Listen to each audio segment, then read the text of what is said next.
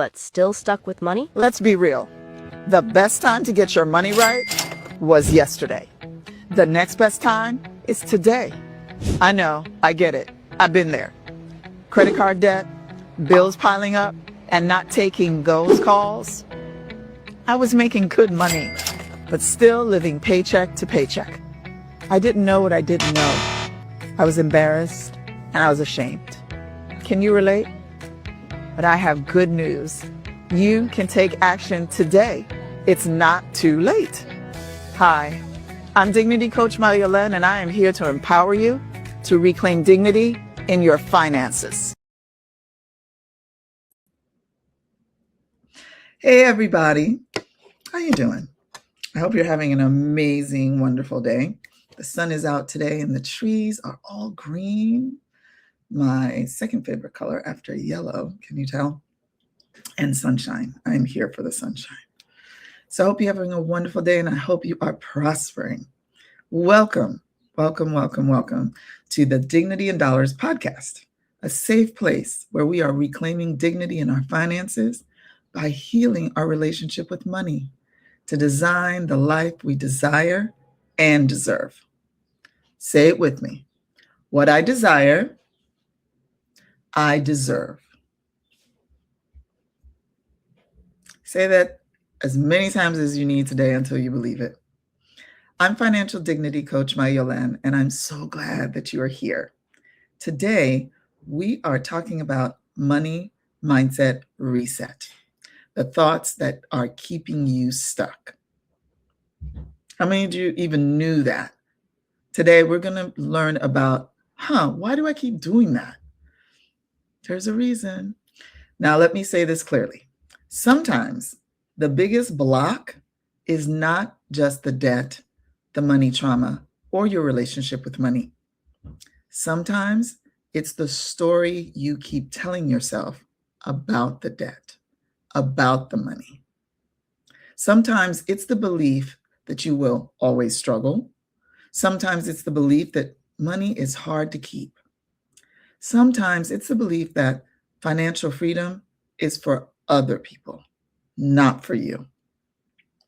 Because you've never seen anyone in your family or in your immediate circle achieve a level of wealth, of financial independence.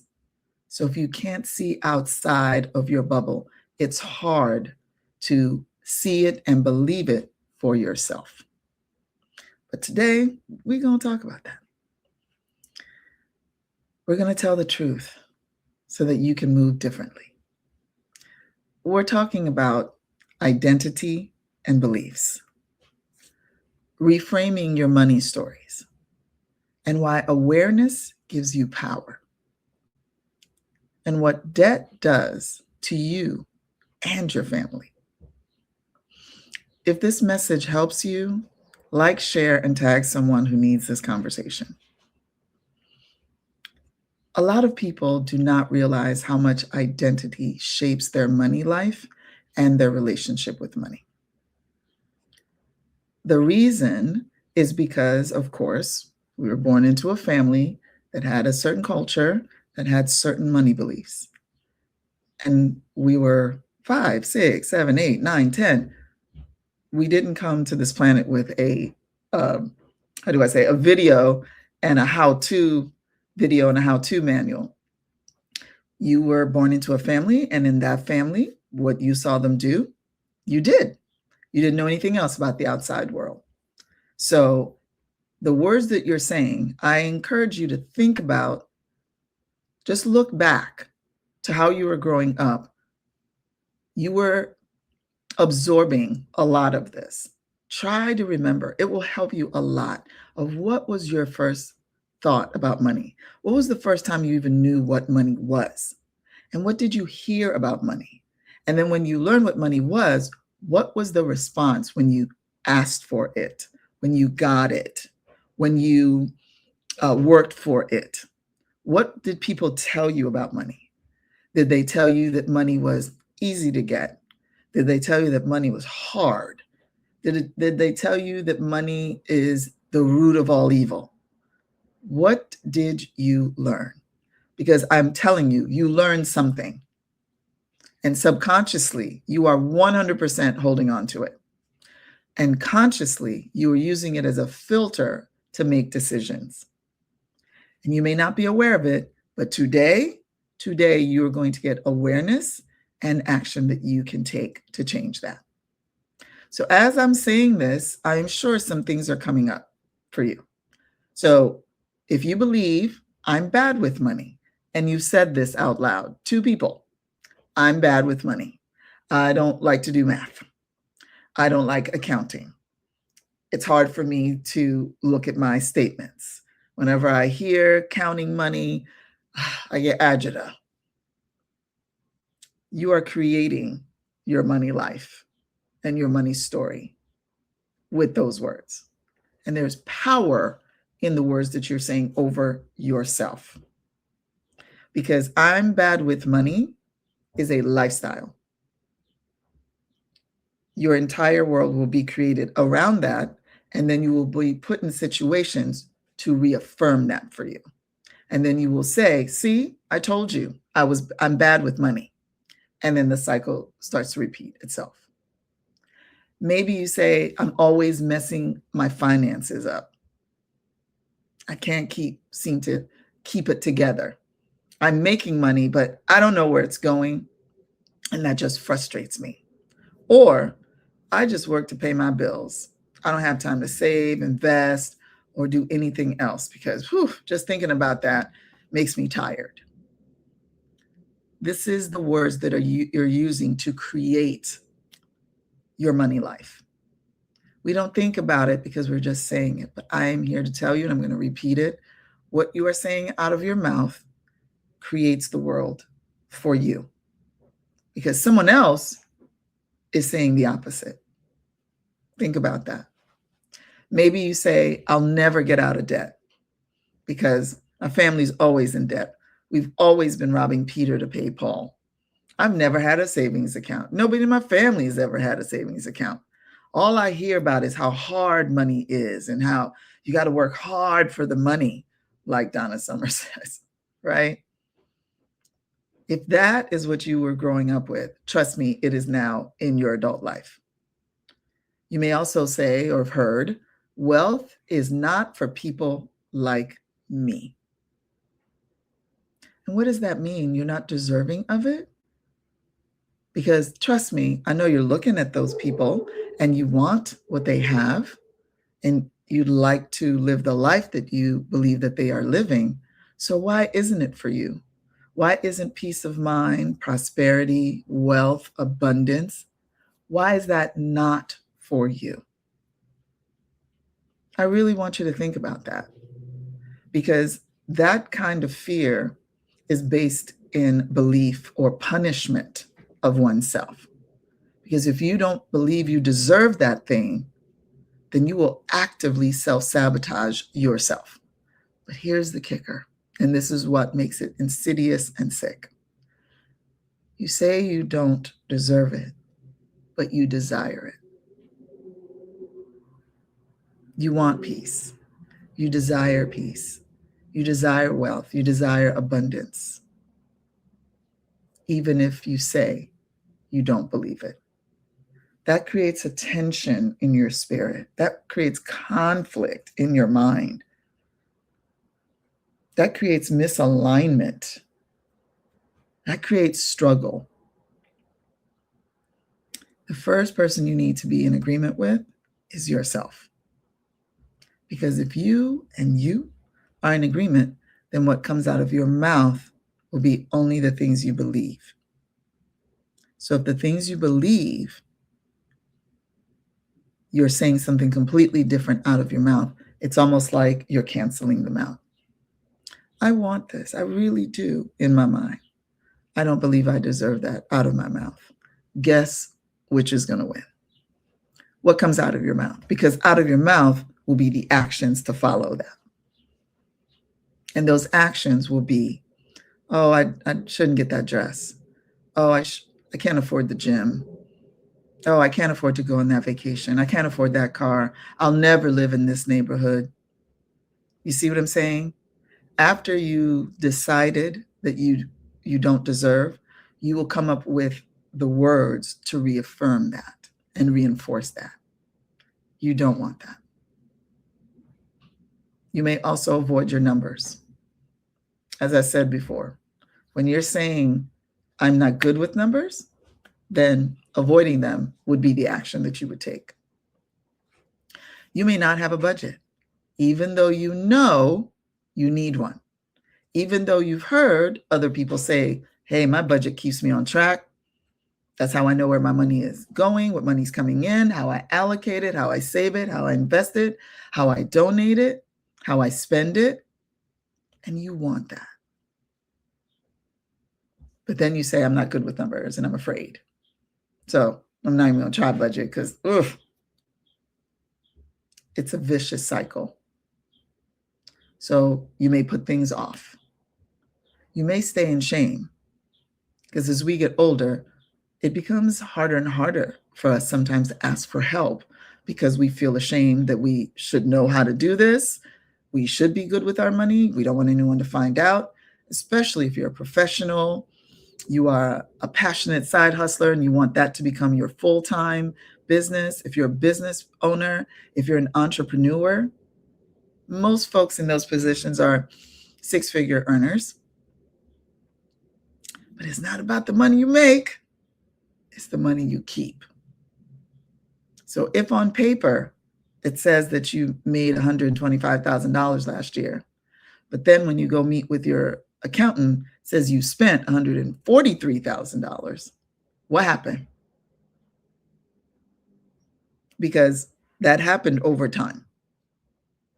And with your accountant is not the time to find out that you spent more than you made. Six figures should be more than enough at this point to keep you in a place where you feel peace, especially if you're living below your means or at your means. So the math ain't mathing. And if you're ashamed about that, sometimes it's difficult to ask for help. So what happens? You may keep repeating the same pattern. You're suffering in silence. So you got the Prada bag and you're going to all the networking events and you look really cute and your cards are nice, but you are in this environment in fear, in shame. It's tense, as opposed to the back house is straight, so the front of the house is straight. That is peace. You don't want the back. It's like being in a play. As an actor, I remember telling people that would say, oh my gosh, everything was so beautiful and the acting was amazing and everything flowed so well. Congratulations. What they didn't know was the chaos that was going on backstage. People literally throwing their clothes off, putting on their costume, grabbing their props, quiet whisper screaming at each other. Remember your line, or you're up next. All of that was going on in the back. You don't want that. You want the back end, which is your budget, how you make your money, how you save it, how you invest it, how you give it, and how you spend it, to be laid out for you, to have a system that works for you. This is one of the things that we talk about in the workshop that I do, the 4 Keys to Master Your Money Without a Budget You Hate. That is what the budget helps you to do, is that instead of being stressed out, you know exactly what's going on. So if an opportunity comes, you can take it because you know where your money is. Eureka, right? Where's the money? I know exactly where my money is, so I can take advantage of this opportunity to invest, or I can go on this trip, or I can buy that dress. That is how you know that the pattern is changing. And that you keep repeating the same pattern, it does not mean that you're broken. It means you need a reset. It means you get to reset. With a reset, you get to break the pattern and create a new one. Breathe that in. You have the opportunity, the right to stop what you're doing and do something else, something that works for you, something that gives you peace, something that grounds you, something that anchors you, something that focuses you so that you are not thinking about money all day long, going to bed thinking about it and waking up thinking about it.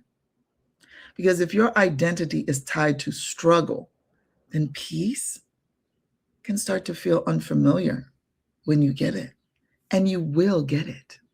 Because as much as you've normalized the struggle and the I can't and we never, you can normalize peace and I always and we always. One of my commands to my crew is that I am a money magnet. I attract money daily, consistently, with ease, in abundance from expected and unexpected sources. I'm rewiring my brain. When I started to do that, I didn't believe it, but I kept saying it. And when I tell you what you speak about, you bring about, this is not like woo-woo. This is neuroscience. This is proven and backed by science. Change your mind. You can actually do that. I've gotten opportunities I wasn't even looking for. That's why I say expected and unexpected. So the seeds I plant, I water and I expect them to grow. But at the same time, I can get a call for a speaking engagement that started off non-paying and me being in the background to, hey, we need you to be the keynote speaker and we will also pay you. Stay ready so you don't have to get ready. What are you saying to yourself? Are you saying that you are a money magnet, or are you saying you repel money and you don't deserve money? Because if that is what you're saying, that is what you're going to get. Many people are carrying real financial stress. Some of it, though, brought on themselves, and some of it because of the environment that we are in right now. 8 out of 10 Americans feel financial stress or felt financial stress going into 2026. And now people are even more stressed out as we head into the middle of the year. Is that you? Did you wake up January 1st like, it's going to be awesome, but had no plan? We call that a wish. And there's a quote that says that a goal without a date is an illusion, arguably delusion. Everybody wants things to be better, but if you don't have a plan to do that, then if you're saying you want to lose weight, but there's no exercise plan, there's no going to the gym, there's no trainer, there's no walking, there's no changing of your eating habits, then you cannot be like, oh my gosh, what's happening 3 months later? But if you say, I'm going to go to the gym, I'm going to get a trainer, I'm going to meet with a nutritionist, I'm going to change my eating habits, and you do those things, you're going to see change. And the change becomes permanent after you continue to do it over and over and over again.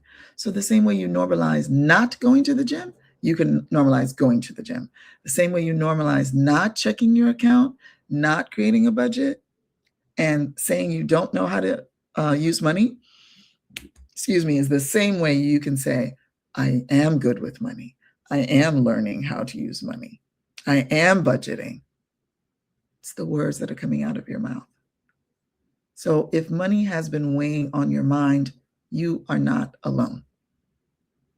Money stories often start early. I remember when I was going into middle school and everyone was excited that summer to go get their new kicks for September. And I went right along with them because they were my friends.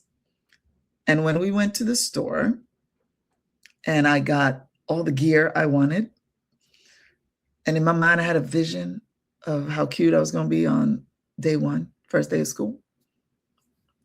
When I brought those clothes to my mom, she exploded. No, put it back.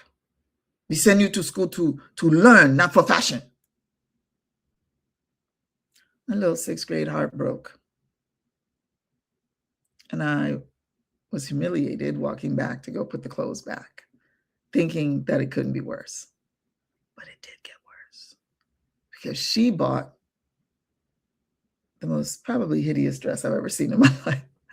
It looked like a bouquet of flowers exploded on it and then died. And some Mary Jane shoes. So you can imagine 7th grade when you were a preteen. We used to call that baby clothes. So first day of school, I walked in with baby clothes and I got laughed at and I was humiliated again, which put me on a road of ain't nobody gonna tell me what to do with my money when I'm big and when I'm an adult. It took me years to undo that damage, that trauma, and the money story I was telling myself. So that's mine. What's yours?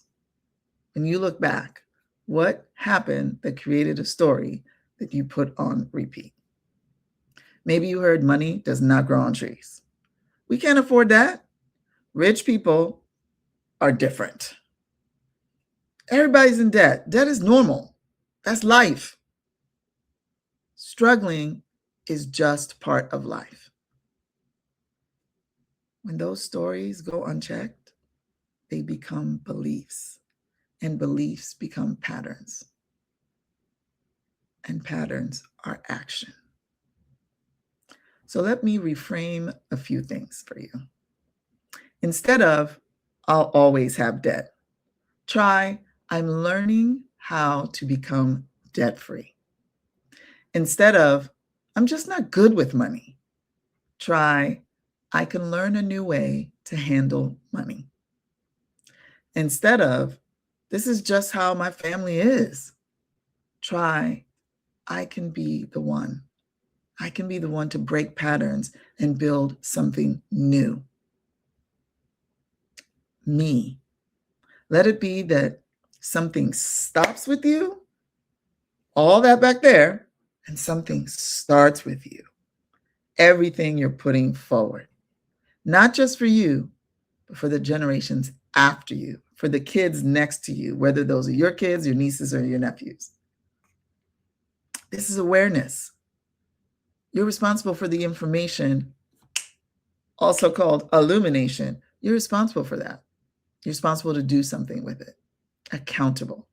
Awareness is powerful. If you choose today to change, you're not starting at zero. Awareness means I'm going to start today with all of the information that I have amassed in order to make a better plan.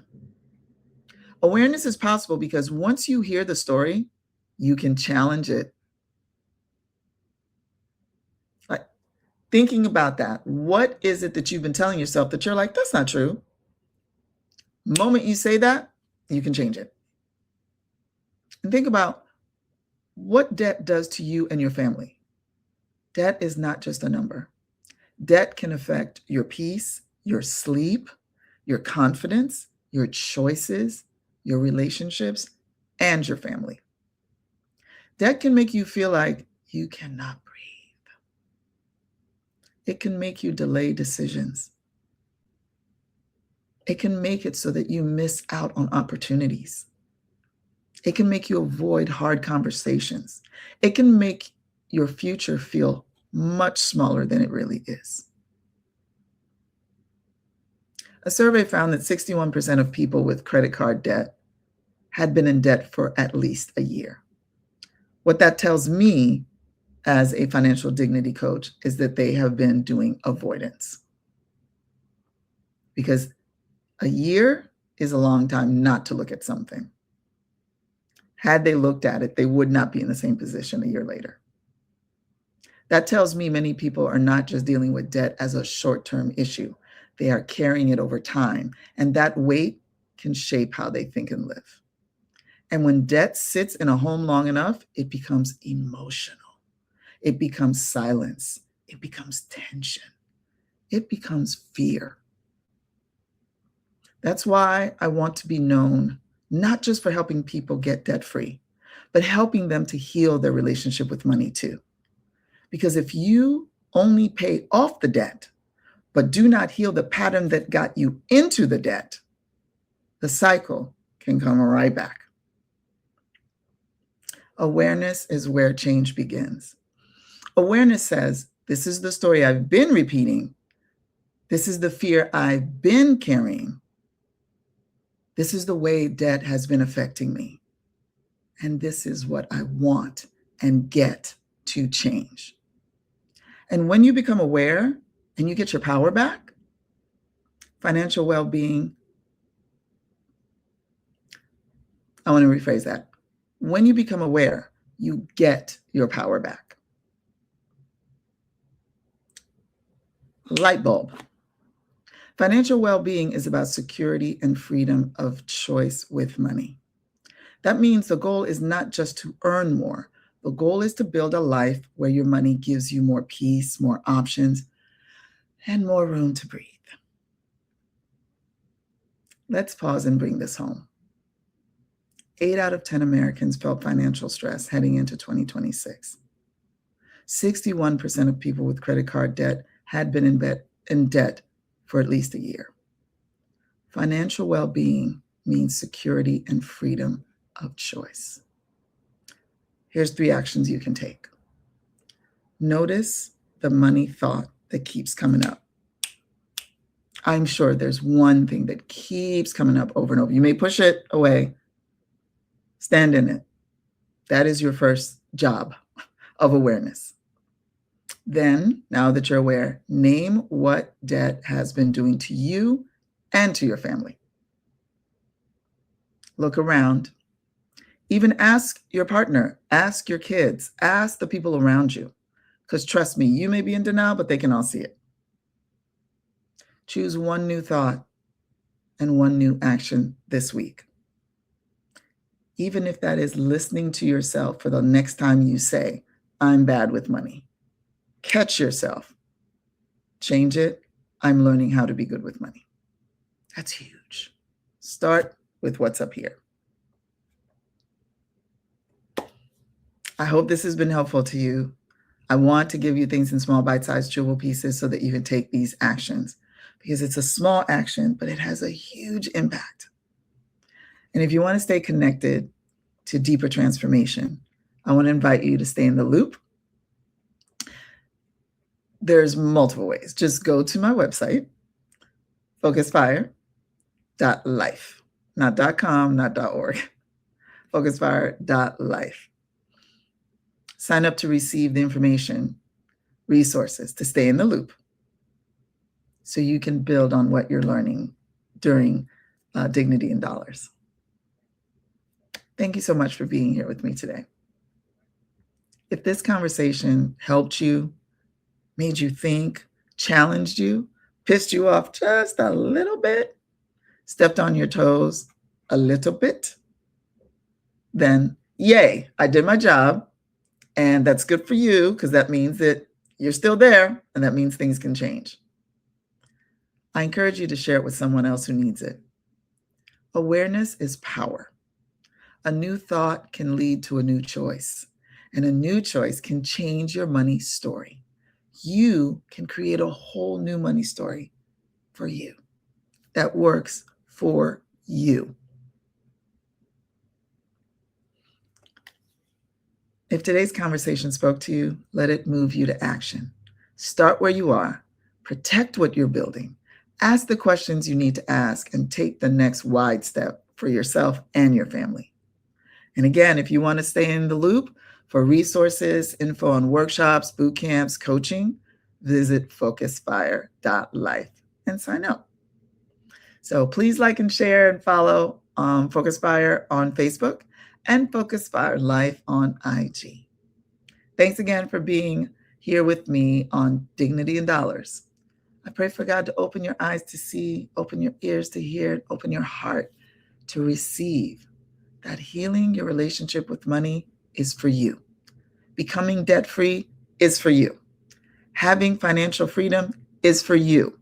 Living in abundance and overflow is for you, because what you desire, you deserve. Amen. Amen. See you next time. Bye-bye.